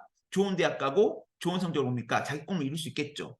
마찬가지야. 이 고통이 끝난 뒤에는 분명히 달콤한 어떤 성과가 있습니다. 그걸 표현하는 거죠. 이래서지 새하얀 신부 앞에 붉고 푸른 색깔들이 입을 다물지 했죠. 이때 새하얀 신부가 또 누굽니까? 역시나 성의꽃이에요. 그러면 여기 나온 붉고 푸른 색깔 있죠. 요거 뭐냐면 이거 아까 들녘의 꽃이야. 그럼 왜 들녘의 꽃이 입을 다물어 버립니까? 성애를 리스펙하는 거거든요. 성애를 리스펙트 하는 거야. 왜? 고난과 역경을 이겨냈잖아. 그죠? 근데 들녘의 꽃은 어땠어요? 못 이겨냈잖아. 이게 입을 다무는 거죠. 할 말이 없는 거죠. 그렇게 들녘의 꽃들 모두 재향기를 씨앗 속에 깊이 감추고 있을 때 어둠이 스며드는 차가운 유리창에 이마를 대고 누가 저토록 슬픈 향기. 이때 이 슬픈 향기도 뭡니까? 성애죠? 슬픈 향기를 새기셨을까 했죠. 근데 얘들아, 슬픈 향기가 성애래. 그럼 아까 서정주에게 쓰였던 거가 똑같은 거야. 향기가 성애처럼 보일 수 있습니까? 그래서 이것도 후각의, 아니, 미안하다. 시각의 후각하죠. 지금 성애가 눈에 보이는데 이것이 슬픈 향기가 난대. 설마 나겠습니까? 그래서 이게 시각 후각하죠. 공간과 뜻 심상이죠. 심상이 전이죠. 한 방울 물로 사라져버리는 불가야 이해할 수 없는 비의 슬픔의 꽃송이 들을 했죠. 그러니까 결국은 문정인 성애꽃을 보고서 뭘 느꼈습니까? 이런 고통과 시련을 극복하고서 아름다운 꽃을 피워내듯이 우리 준영이도 이런 고달픈 고3 생활을 잘 극복해갖고 꿈을 꼭 이뤄라. 그런 어떤 메시지를 전달하고 있는 시죠. 자, 그 다음 세 번째 보면 운영전이죠. 운영전이죠. 그쪽. 그 운영전인데 이 그쪽 운영전 같은 경우는 좀 약간 수능특강에 있어서 나온 건데 수능에 나온 건데 별로 출제 가능성은 오래 낮아요. 운영전은 예전에 수능에 나온 바도 있고 해갖고 좀 낮은데 근데 여기에 여러분 참 많은 표현 기법들이 쓰였거든요. 의미 있는 게 그래서 그걸 강조할까 해요. 맞죠? 운영전 스토리는 다 알고 있죠. 고전 소설은 스토리를 다 알고 있어야 돼. 그리고 얘들아 고전 소설 기꿀인 거 뭐냐면 고전 소설은 수능 특강이나 수능 완성이 나온 작품이 그대로 나옵니다. 이제까지 작년도 그랬고 그 작년도 그렇고 항상 그러고 있어요. 그건 뭘 반증하냐면 막말로 연서가 수능 특강과 수능 완성에 있는 고전 소설을 쭉 스토리를 다 알고 있으면 수능에서는 엄청 쉬워요. 맞죠? 근데 만약 수능 특강 수능 완성에 나와 있는 고전 소설을 스토리를 잘 모른다 하면 큰일 나. 큰일 나요. 알겠죠? 그래서 이제 최대한 여러분 수능 특강에 나온 고전 소설 쭉 읽어주셔야 돼요. 줄거리를 본문만 읽으면 안 돼. 어느 부분 이 수능 특강에 나온 부분은 안 나와요 시험에. 맞죠? 다른 부분이 출제됩니다. 다른 부분 아시겠죠? 여기 운영조도 다른 부분이야. 그 수능 특강에 있는 다른 부분 봅시다. 선비 유형은 옛날 안평대군에 궁리했던 5년가 그 연인 김사를 꿈에서 만난다. 꿈 이거 엄청 중요해요. 꿈의 기능 이거 진짜 무조건 수능에 꿈이 나오잖아. 그 무조건 문제 나와 있다. 꿈이 그만큼 꿈은 중요해. 꿈의 기능이 여러 가지가 있거든. 근데 오늘 이제 다양한 작품을 아직도 해야 하기 때문에 오늘 일단 보류하고 나중에 꿈 시리즈 해갖고 꿈의 지금 해줄게요. 자, 꿈 시리즈 해갖고 첫 번째 이 꿈의 기능이 깨달음을 전달하는 기능이에요. 깨달음 맞죠? 구운몽이나 조신의 꿈에서 두 번째 또 꿈은 이제 태몽의 의미로 쓰이게 돼. 태몽 누가 태어난다. 이와 관련 작품이 홍계월전. 그 세 번째, 꿈은요, 사랑하는 사람과 만나는 공간이기도 해요. 송미인곡에서. 네 번째, 꿈은요, 갈등을 해소해주기도 해. 관동별고에서. 꿈은요, 애지몽으로 쓰이기도 해요. 앞날을 예견해주기도 해요. 앞날을 예측하게 해주기도 해. 유충열전, 조홍전에서. 또 여섯 번째, 꿈은 만남의 계기로 쓰이기도 해요. 소대성전에서. 일곱 번째, 꿈은 또 강도 몽유로처럼 현실 비판하는 내용으로 쓰이기도 해요. 맞죠? 그럼 이때 꿈의 기능은 뭐냐면 미리 스포할게요. 여기서 꿈에서는요. 이 운영가 김진사의 슬픈 사랑 이야기를 통해 갖고 그 당시 여성인 궁녀가 자기 사랑을 못하게 되는 현실 비판하고 있거든요. 그게 몇 번입니까? 1번부터 7번까지 중에. 7번입니다. 이거 나옵니다. 이렇게. 이게 꿈 시리즈야. 맞죠? 오직 중요한 제가 이렇게 만들었겠습니까? 꿈 시리즈로. 꿈은 이 7가지 기능 중에 한 개로 쓰여요. 아시겠죠? 봅시다. 운영은 대군 몰래 사랑을 이어가던 자신들의 비밀이 김진사 하인틈의 특의 음모로 탈려나서 했죠. 그럼 이 비밀 있죠? 이게 근기 모티프야. 선생님한테 모티프도 배워야 한다 했죠? 우리 그런 거 있잖아. 야 이거 누구한테 말하면 안 돼. 이 근기잖아요. 근데 꼭 까발려요. 맞죠? 이 세상 비밀이 없거든요. 음모로 탈려나서 대군이 안평대군이 자신과 동료 궁녀들을 죽이려 했던 때의 이야기를 들려주고 있죠. 그때 과거를. 그래서 자란이 초사를 올려 고했습니다 했죠. 그게 지금 운영이가 하고 있는 말이거든요. 운영이가 지금 하고 있는데 이 자란은 운영의 친구야. 그 이 초사는 뭐냐면 죄인이 자기 죄를 보고하는 거거든요. 그러니까 이 자란이 왜 죄를 지었냐면 운영이를 감싸고서 운영이가 김진사하고 서로 이렇게 연애할 수 있도록 도와준 인물이야. 근데 궁녀는요, 다른 남자를 좋아하면 안 돼요. 오직 왕과 왕족만 좋아해야 하거든요. 근데 그걸 어겼잖아. 그죠? 그 주인인 거야. 자란이가. 오늘 일은 그제가 너무나 크니 가슴속 생각을 어찌 감추겠습니까? 저희는 모두 여염집은 일반 가정이죠. 태어난 천하여자로 아비는 순임금이 아니고 어미는 그 부인인 아왕과 여영이 아니기 때문에 남녀의 종욕이 어찌 없겠습니까? 이거 뭡니까? 순임금이나 아왕이나 여영은 자기 욕망 있죠. 역정을 자제할 수 있는 인물이었어. 중국고사 인용인. 그런데 우리는 이런 사람들이 아니지 않냐. 이런 클래스가 아니지 않냐. 근데 우리 보고 이런 남녀의 욕망을 참아라는 것은 이것은 말도 안 된다. 라고 지금 자란이 뭐 하고 있습니까? 안평대군을 지금 까고 있어. 아니, 왕자님, 이거 좀 에바지 않습니까? 아니, 우리 일반 여자인데 이런 아왕과 여영처럼 지조와 절개를 지키고 뭔가 뭡니까? 또 남녀의 어떤 욕망 같은 것을 자제하러 왔는데 우리도 한 명의 여자다. 남자 좋아하고 싶다. 이거 왜 못하게 거냐? 라고 비판하고 있어요, 지금. 맞죠? 근데 이때 꿈의 기능이 아까도 말했지만 현실 비판적 기능. 왜 궁녀는 사랑하면 안 되냐고. 다른 남자를. 그죠? 천자인 모광도 선녀를 만났던 요대를 늘 그리워했고 영웅인 항우도 애첩 때문에 장막안에서 눈물을 흘렸건만 그건 뭡니까 이건? 모광과 항우는요 이 욕정을 추구했던 인물들이야. 영웅인데도 불구하고 이런 클래스의 영웅들도 남녀의 욕망을 뭡니까 추구했는데 우리 같은 평범한 사람 당연히 추구하겠지 이런 거죠. 이렇게 중국고사는요 어떤 효과가 있냐면 의미를 강조하는 자기의 주장하는 의미를 강조하는 효과가 있습니다. 주군은 안평대군님은 어찌 유독 운영에게만 사랑하는 마음을 금지하십니까? 이건 에바가 아닙니까? 했죠. 김진사처럼 빼어난 인물을 궁에 들이신 것도 주군이시고 했죠. 이게 비판거 두 번째야. 사랑은 본능이다. 두 번째 비판거 뭡니까? 네가 김진사 끌어들였다. 맞죠? 네가 좀 잘생긴 사람 끌어들여 놓고서 뭔 운영 탓을 해? 네가 애초 끌어들이지 않았으면 이런 일 없잖아. 이 대구나. 이런 거죠. 왜 지금 이러고 있냐면 자란이가 지금 죽게 생겼거든. 죽게 된 마당에 하고 싶은 말 지금 다 하고 있는 중이야. 근데 결론적으로 안 죽어요. 맞죠?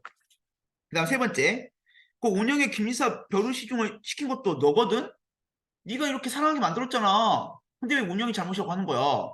빡치네. 이거죠. 운영 오랫동안 깊은 공골에 갇혀 지내면서 가을 달과 봄꽃을 보며 슬픔을 느꼈다고 했죠. 이거 중요해, 연서야. 이거 보고 슬픔 느꼈다고 했죠. 이런 것들 우리가 뭐라고 하냐면 시적 화자나 인물에게 특정한 감정을 일으키게 하는 소재를 우리가 객관적 상감물이라고 해요. 맞죠? 상감물. 오동잎 밤비에 애태웠습니다 했죠. 오동잎 밤비도 뭡니까? 나를 슬프게 하니까 역시나 객관적 상감물이죠. 그런 차에 깊은 인사를 보고 상급병이 깊이 들었으니 불사하게나 편작의 솜씨로도 낫기 어려웠습니다. 운영이 하룻밤 사이에 아침 이슬처럼 사라지고 난다면 주군이 비록 가엾사한들 무슨 소용이 있겠습니까? 물어보는 게 아니죠. 서리법이죠. 제 어리석은 생각에 김진사 운영을 함께하게 하여서 두 사람의 한을 풀어주신다면 주군의 적선, 주군의 착한 일로 이보다 큰 것은 없을 것입니다. 지난날 운영이 지조를 지키지 않은 일이라면 그 죄는 저의 것이지 운영의 잘못이 아닙니다. 제가 올리는 말씀은 위로는 주군을 속이지 않고 아래로는 친구들을 저버리지 않는 것이니 오늘 일은 죽어도 명예로울 것입니다. 엎드려 바라건대 주군께서는 저를 죽여주세요. 저는 초사를 올려 이렇게 고했습니다. 했죠. 자, 충격적이죠. 전운이 나와서 전운. 저는 운영입니다. 근데 소설에서 나가 나오는 것은 1인칭이야. 즉, 이 작품은 1인칭 주인공 시점이야. 고전 소설인데도 불구하고. 그래서 이게 운영전의 독특한 점이야. 고전 소설은 대부분이 전지적 작가 시점입니다. 드물어요. 1인칭 주인공 시점이 드물어요. 맞죠? 근데 혹시 기억날까? 내가 저번에 1인칭 주인공 시점 작품 한 개 한 적 있었어. 작가가 작품에 등장해갖고 정말 독특한 작품이었죠. 그건 좀 이번에 수능에 나올 가능성이 있어요. 좀 찌끔 있어. 왜냐면 작년에도 이 작품이 나올 거라고 많이 사설 모의고사들 거론했었는데 결국에는 안 나왔거든. 결국에는. 그리고 작년 수능 특강에 실려 있는 작품이기도 했어요. 뭐였습니까? 심의 작품이에요. 심의. 심의가 쓴 작품이죠. 심의가 뭡니까? 자기가 꿈속에 들어가갖고 꿈속에서 뭐예요? 꿈속에서 그 엄청 높은 벼슬을 갖게 되죠. 그죠? 그래갖고 하다가 나중에 뭡니까? 결국은 이제 누명 써갖고 뭡니까? 쫓겨나갖고 뭡니까? 꿈속에서 고통을 느꼈는데 실제 실제 꿈에서 깨니까 또 엄청 아팠죠. 그죠? 뭐였죠? 심으로 시작해요. 어, 심생무기로. 그죠? 그래서 이 작품이 이제 여기다 보니까 1인칭 주인공 시점이야. 그죠? 근데 이것도 1인 주인공 시점이야. 그뭐 느낌 오십니까?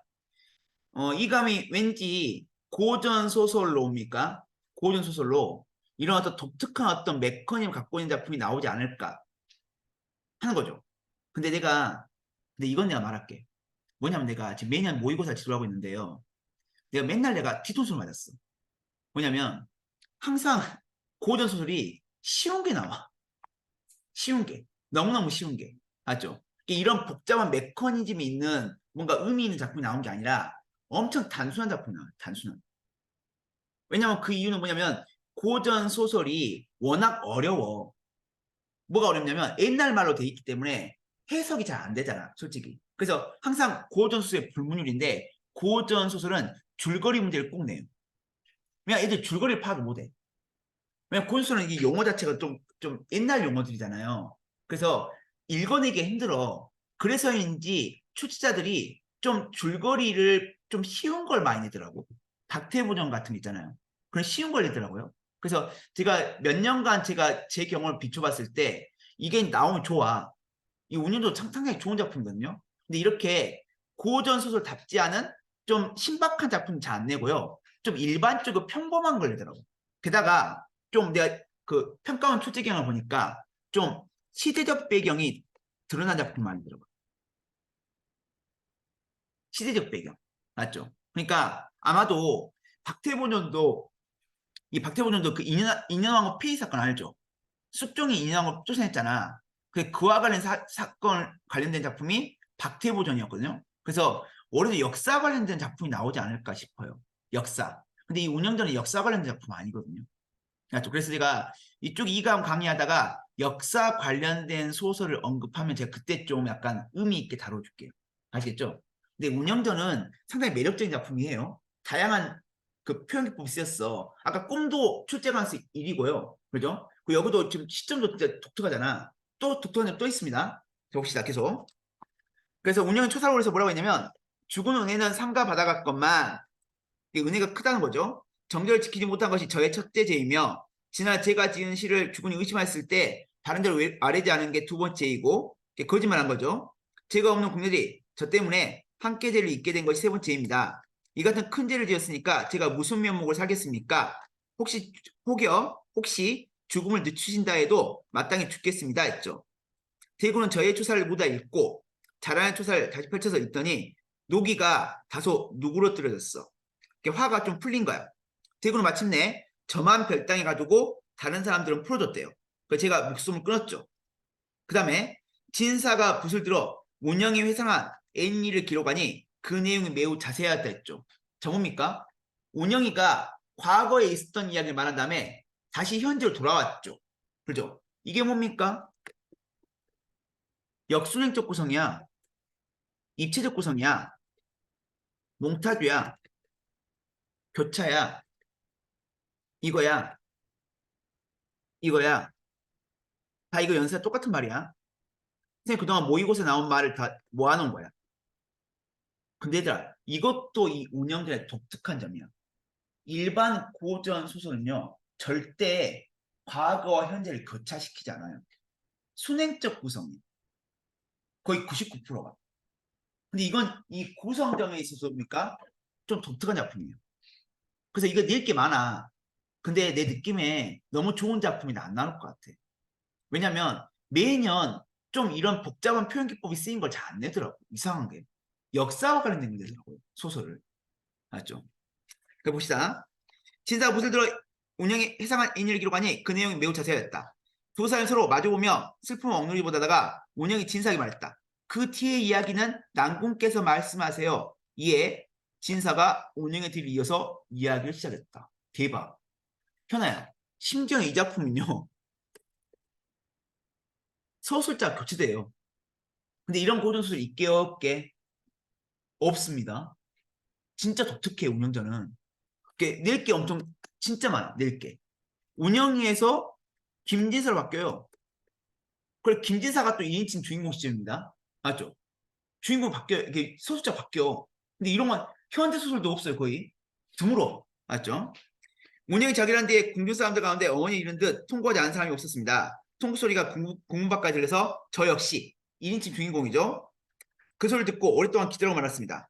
저의 집안 사람들은 저를 살리고자 애쓰면서 한편 장례 준비를 했죠. 전 날이 저문 뒤에 깨어났어.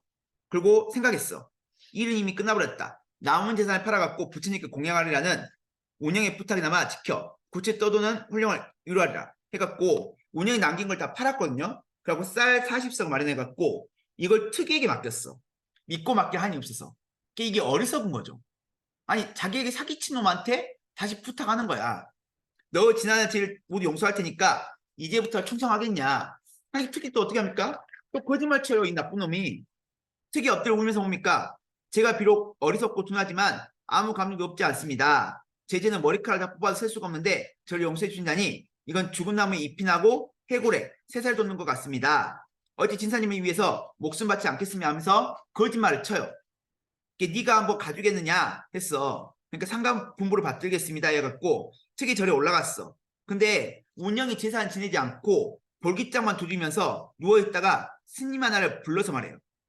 자 여기서 여러분 새로운 용어가 등장해요. 아 이것도 정말 신박했어. 진술주체와 경험주체. 자 이게 뭐냐면 지금 김진사가 지금 서술자잖아요. 서술자. 근데 일반적으로 서술자는 자기가 경험했던 것만 얘기를 해야 하거든요. 그죠? 근데 여기는요. 자기가 경험하지 않는 것도 이야기를 해요. 지금 무슨 말이냐? 지금 특히 이런 짓거리 했다는 것은 이건 그 김진사가 보았을까 못 보았을까? 못 보았어. 여기서 말하는 서술자는요. 진술주체입니까? 경험주체입니까? 이게 시험에 또 나왔더라고요. 여기 지금 문제가. 너무 신박했어요. 아직까지 진술체와 경험체를 구분하는 문제 나온 적 한 번도 없습니다. 아시겠죠? 수능에. 근데 이것도 여러분 좀 눈여겨볼 건데 이렇게 어려운 문제 낼까 싶어. 근데 이것도 좀 알아주세요. 그래서 쌀 40석을 어찌 불공에다 쓰겠냐. 술과 고기를 많이 마련해갖고 손님들 좀 초대하자 이랬죠.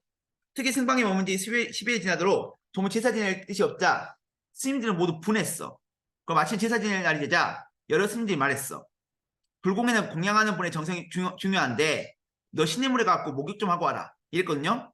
그 특히 어쩔 수 없이 나가서 몸을 잠깐 물에 담그고 왔어요. 그럼 이때 물은 뭘 상징합니까? 참고로 정화를 상징합니다. 그래서 어떻게 기도했냐면 진사 오늘 빨리 죽고 운영이가 살아났으면 좋겠다. 이런 식의 또 탐욕스러운 모습을 보여요. 이게 뭡니까? 아까 말했던 기심이었죠. 기심, 욕심. 기억나시죠? 그래갖고 이제 그러고 나서 와갖고 뭐라고 했냐면 운영각 씨가 반드시 살아날 방도를 얻겠습니다. 제사 올리던 밤에 운영각 씨가 제 꿈에 나타나서 지극정성으로 불공을 드리니까 감사하다. 요랬대. 꿈에서. 거짓말이죠. 저는 그 말을 믿고 실성한 통곡했습니다. 마침 과거 시험을 치를 때가 되었기에 저는 공부를 핑계로 청양사에 올라갔더니 특이한 놈이 한 짓을 자세히 듣게 되었지요 했죠. 들은 거야. 경험한 게 아니라. 맞죠? 그게 이제 이 내용이고. 자, 마지막 문학작품 뭡니까? 자, 뭡니까 이거 박완서. 박완서 작품이죠. 그의 겨울을 따뜻해냈죠.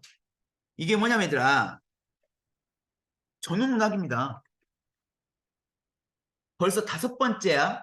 이 감이 지금 현대소 5번째.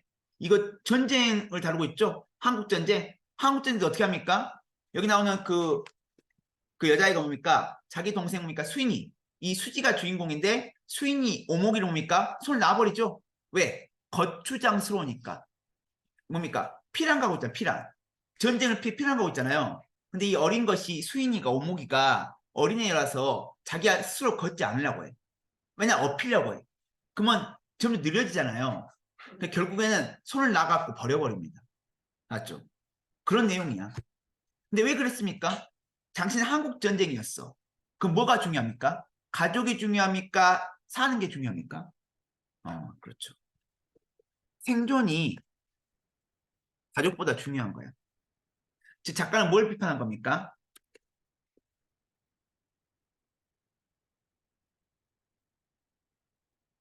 그거 나왔죠? 이런 작품이야. 전후문학 5번째 작품이라고 이거. 근데 이 박완서는요, 전후문학의 대표자야. 그러니까 이 작품 나올 가능성이 높습니다. 맞죠? 그좀 유명, 좀 이렇게 관심 있게 볼 작품이에요. 우리 지금까지 전후문학 엄청 많이 다뤘죠? 임초로 작품, 이동화 작품, 오상원 작품, 박경희 작품 다뤘죠? 이거 이전에 다 강의했던 거야. 맞죠? 근데 이제 참고로 알아두시고, 그게 우리 연서가 이제 오늘 들었을 때, 그 작품 다 공부 못했으니까 어떻게? 어차피 그 작품 안 나옵니다. 여러분이 이 작품 안 나와요. 내가 말하고 싶은 거냐면, 전후문학이 나온다는 거지, 여기 사설 모의고사에 나온 작품들은 수능에 안 나와요. 맞죠? 수능에는 낯선 작품이 나올 거야. 선생님 이거 할 필요가 뭐가 있어요? 근데 박완서의 다른 작품이 나온다. 이해되세요? 그러니까 여러분 박완서 등장한 순간 뭐라고 생각해야 돼? 이거 전후문학 뒷부자인데? 그러면 읽어보지 않아도 뭡니까? 이거 한국전쟁 다뤘겠네. 이러면 된다고.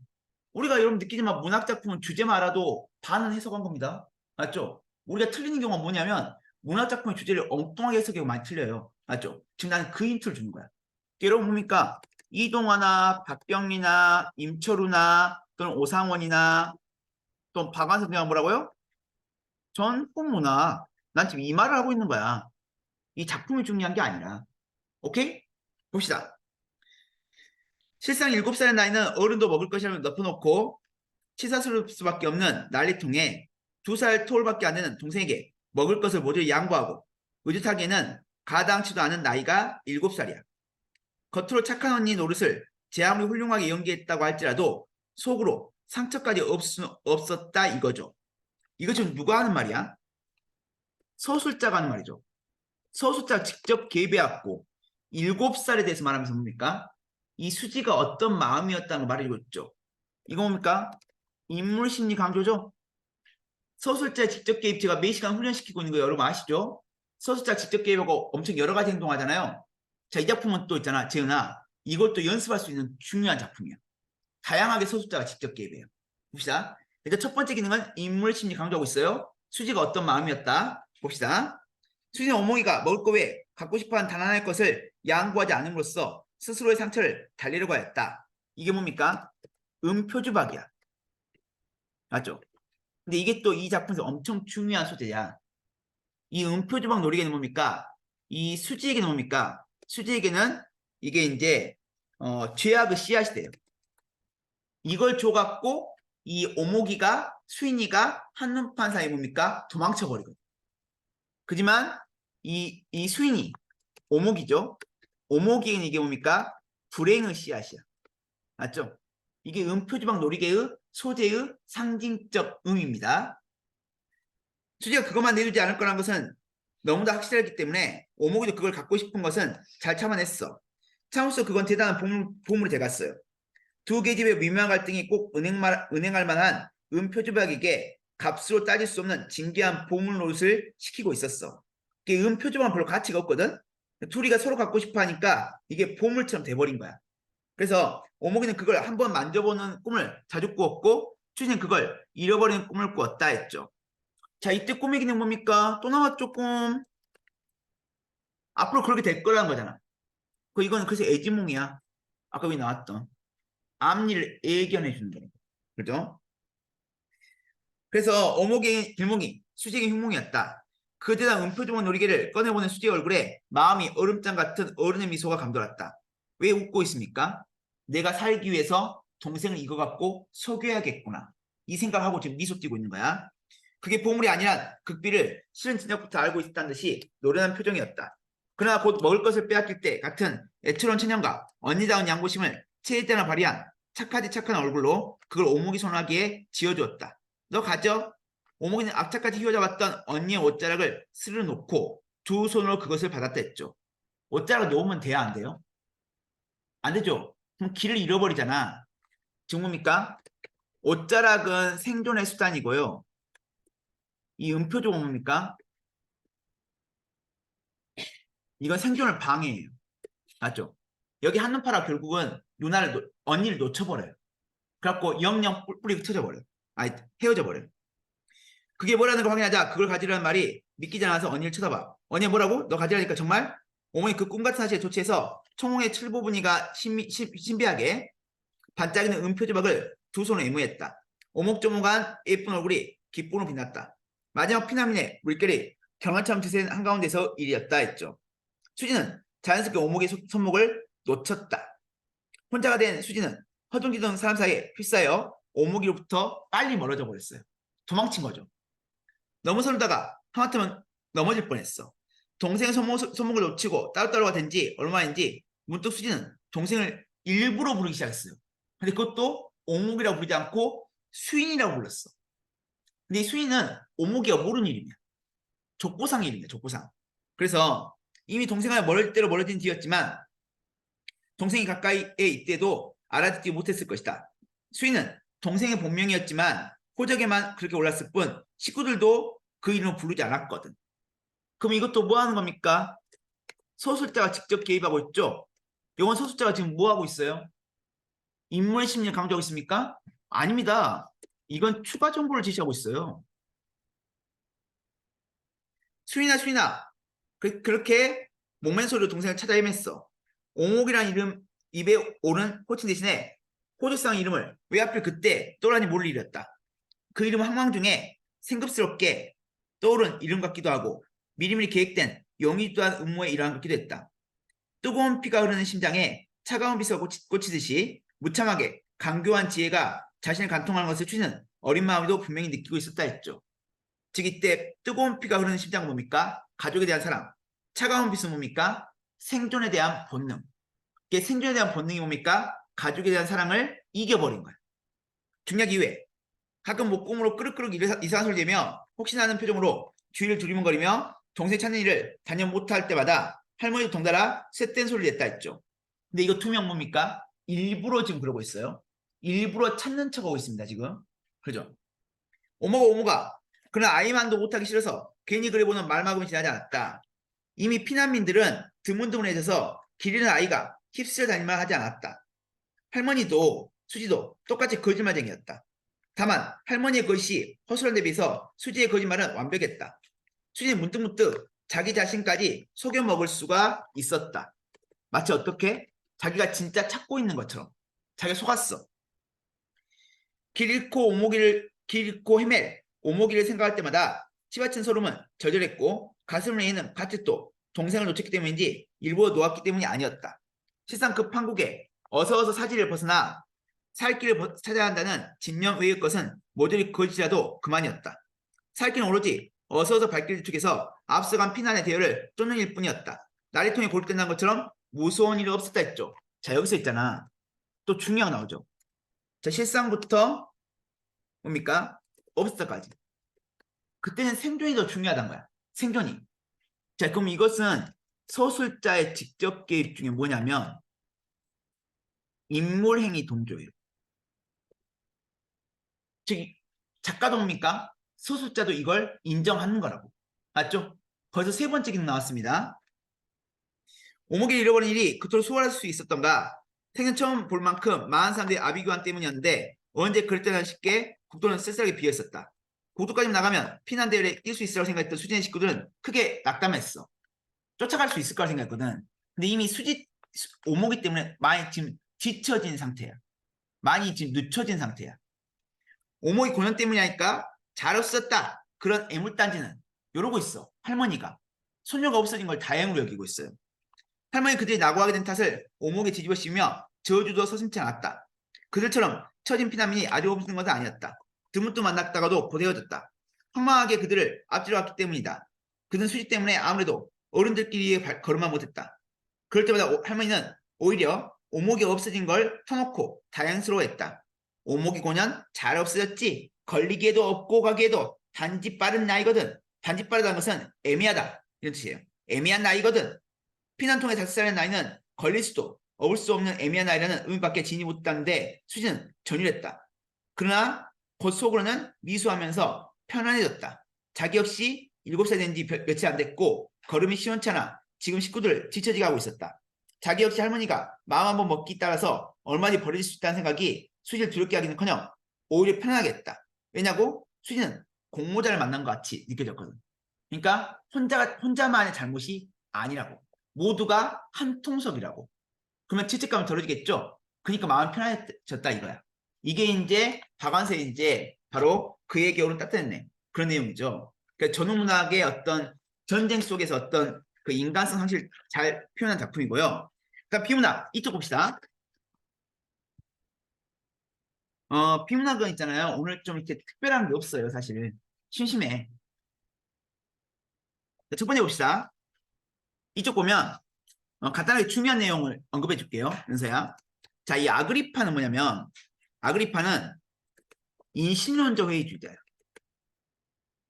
뭐냐면 우리가 알고 있는 지식이 절대적인 지식이 아니라는 거야. 상대적 지식이기 때문에 언제든지 이게 갈아치워질 수 있다는 거야. 맞죠? 그래서 우리가 이걸 알아봤자 뭐하냐? 어차피 사실도 아닌 거. 이게 예로 뭐가 있습니까? 중세 때는 태양이 지구를 돈다고 생각했어요. 그죠? 천동설. 근데 지금 뭡니까? 지구가 태양을 돌잖아. 그럼 그 당시엔 진리였죠, 그게. 근데 시대에 따라서 진리가 바뀌죠. 그럼 우리가 알고 있는 것이 의미가 없잖아. 그죠? 아그리파는 인신론적 회의주의자였어요. 그죠? 근데 그에 비해서 이 크리키 있죠, 크리키. 이건 존재론적 회의주의자예요. 이 사람은 심지어 뭐냐면, 심지어 아예 이 세상의 모든 것은 다 의미가 없대. 존재 회의주의자. 그래서, 예를 들어서 뭘 예를 들면, 이 더하기 예를 들었어요. 이게 플러스가 뭡니까? 더하기기도 하고 겹하기로 쓰이잖아요. 이때 겹하기라는 건 뭐냐면 여기 나온 것처럼 57 이상의 숫자면 5를 도출하라. 그럼 뭐 기호래. 그죠? 근데 우리가 뭡니까? 이 플러스 기호를 보면 준영이 같은 경우는 더하기를 해요. 그죠? 근데 우리 현아는 겹하기를 해. 그러죠? 그럼 이제 크리키는 그래요. 어떤 특정한 기호가, 특정한 지식이 사람마다 달리 해석된다는 것은 원래부터 이 플러스 기호가 더하기라는 의미가 없는 거 아니냐. 그게 존재론적 회의. 아예 없다고. 아무것도. 이 세상에 어떤 질도 없다는 거야. 근데 이걸 이제 크리키하고 이제 이 아그리파를 잘 구분해야 합니다. 아그리파는 우리가 알고 있는 지식이 절대적인 것은 아니다. 때에 따라서 이게 상대적이다. 그러니까 우리가 진리라고 알고 있는 것이 어느 곳에 가면 진리가 아닐 수 있다는 것이지 아예 이것을 부정하지 않았어요. 이게 있는 것을 부정한 거 아니야. 맞죠? 우리나라에서 이게 맞다 이거야. 자, 우리나라에서는 뭡니까? 옛날이야. 옛날에는 개고기를 먹는 걸 허용했잖아요. 보신탕. 지금도 보신탕 팔죠? 그럼 우리나라에서는 개고기는 먹을 수 있다.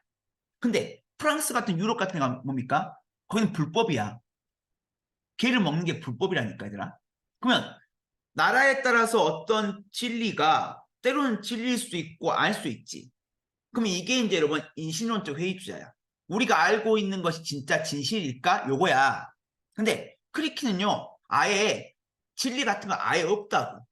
이 세상에 존재하는 어느 것들도 다 그게 다 진리가 아니라고. 아예.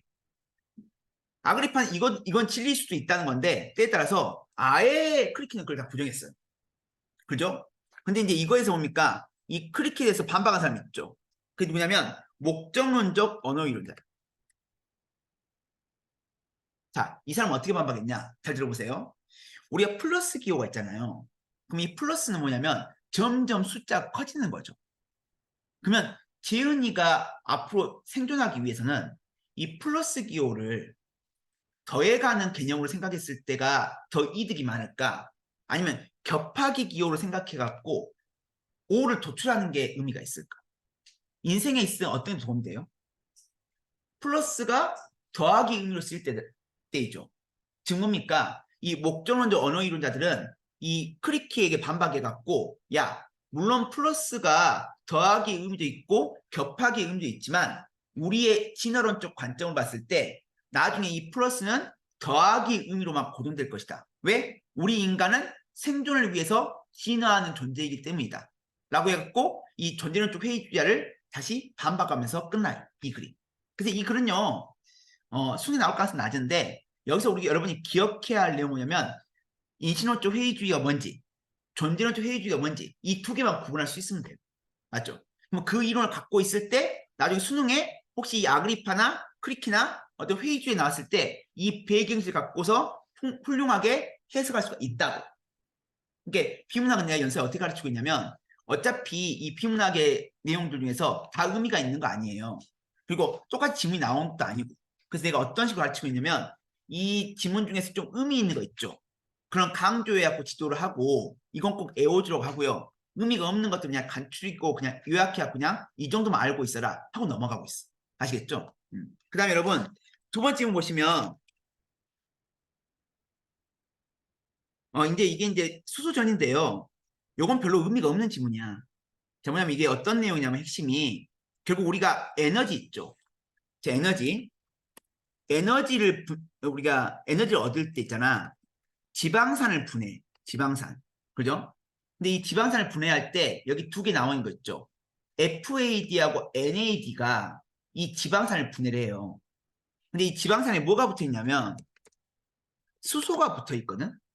그래갖고 우리가 지방산에 있는 수소를 떼어내게 되면 떼어내면서 에너지를 얻을 수가 있어. 그러니까 NAD하고 FAD는 수소하고 잘 결합하는 아이들이야. 맞죠? 그래갖고 여기 내용은 그거야. 여기 이제 수소전이라는 개념이 나오거든요. 수소전이. 그 이 수소전이 뭐냐면 수소와 잘 결합하는 성질을 갖고 있어갖고 이 수소랑 결합하면서 뭡니까? 결합하면서 전자를 얻는 것이란 개념이야. 그러니까 NAD하고 FAD는 수소와 잘 결합함으로써 지방산에 있는 수소를 빼앗아 가지고 뭡니까? 빼앗아 가지고 전자를 얻고 그리고 이 지방산은 산화시키면서 에너지를 빼앗는 거야. 그러면 지방산 점점 짧아져요. 짧아져. 끝. 근데 얘들아 솔직히 말해보자. 이 지문에서 여러분이 그걸 알았다 진짜. 지방산을 분해한 것은 우리 몸에 지방산이 있는데 이 지방산에는 수소가 딸려 있는데 그 수소를 떼어내는 것들이 NAD하고 FAD고 그죠? 그래서 이렇게 수소와 잘 결합한 성질을 수소전이라고 한다. 이게 무슨 의미가 있어? 이런 삶에 무슨 의미가 있어? 우리는 물론 몸뚱아리 안에서 일어나는 일이니까 의미는 있죠. 하지만 이걸 기억했다 치자. 수능에 나왔어. 이 지문이. 근데 뭔 별다른 큰 의미가 있겠느냐고. 내가 하고 싶은 말은. 그래서 이 지문은 사실 출제 가능성이 낮고요. 그리고 여기서 탈탈 털어보더라도 여러분이 기억해야 할 배경 지식, 기억해야 할 사실은 이거밖에 없어. 맞죠? 우리 몸에 지방산이 있고 지방산 수소가 딸려 있고 이 수소를 떼는 데는 FAD와 NAD가 있다. 근데 FAD, NAD 외우는 것도 의미가 없고. 맞죠? 그래서 그냥 우리 연서가 수소전이라는 개념이 뭔다. 그것만 알면 될 것 같아요. 출제 가능성이 낮고요. 맞죠? 마지막 질문 봅시다.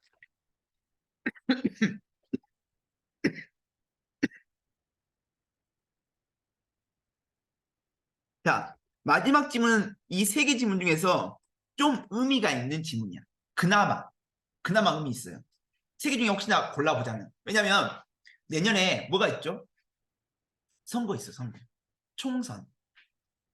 총선에서 우리 지방에 있는 모든 그 우리 수장들 뽑는 선거가 있거든요.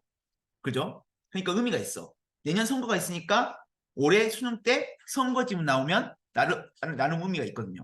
그 이 세 번째 질문은 뭐냐면 우리 선거를 할 때 이 언론이 뭡니까?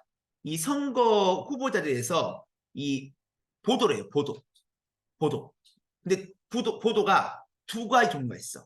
여기 나온 것처럼 개인화 보도 뭐냐면 특정 후보의 개인정보를 표현하는 거고요. 그러니까 두 번째로는 이 부정식 보도가 있어. 이건 특정 후보자의 부정 비리 같은 걸 폭로하는 거거든요.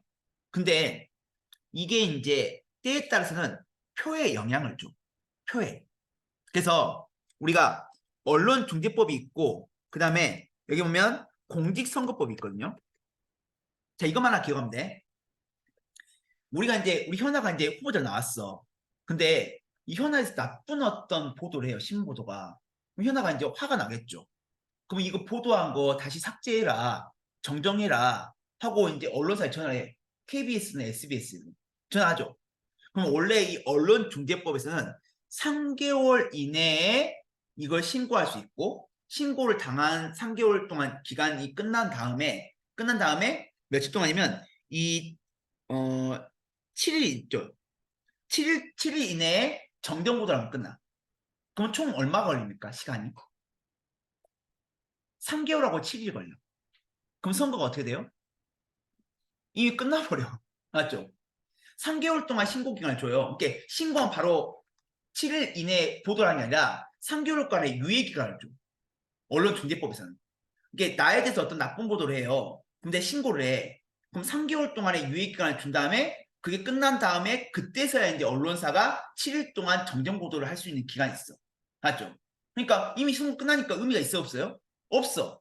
이게 언론중재법에 따라서 내가 어떤 부정식 보도에서 저항하려고 하면 반론을 제시하게 되면 그게 너무 오래 걸린다고. 그래서 나온 게 뭡니까? 공직선거법에서는 이 기간을 단축시켰어. 어떻게? 신고 제한 기간이 10일 동안. 그리고 신고당한 순간부터 10일 이내에 보도를 해야 돼. 그럼 총 얼마 걸립니까? 20일. 그러니까 선거 중에 여러분 결론이 나오겠죠. 그 이게 바뀌었다 이거야. 근데 이것도 그거 이외에는 의미가 없어요. 지문이. 아무리 지문을 꼼꼼히 훑어봐도 이 정보 외에는 여러분이 좀 의미 있게 기억할 내용이 별로 없다 이거야. 그래서 오늘 결론 말하면 이강 오늘 것은 비문화가 별로 의미가 없었고 테마가 다 올해 출제될 가능성이 낮고 그나마 선거가 좀 관련이 있고 굳이 하나 뽑자면 그리고 이제 문학이 좀 의미 있는 작품 많이 있었다 해서 오늘 문학 그 설명했던 이론도 있죠. 그런 거 잘 좀 기억하시고 특히 이제 강조한 작가들 있죠. 그건 다시 한번 좀 공부해 주셨으면 좋겠습니다. 알겠죠? 자, 고생하셨습니다. 어.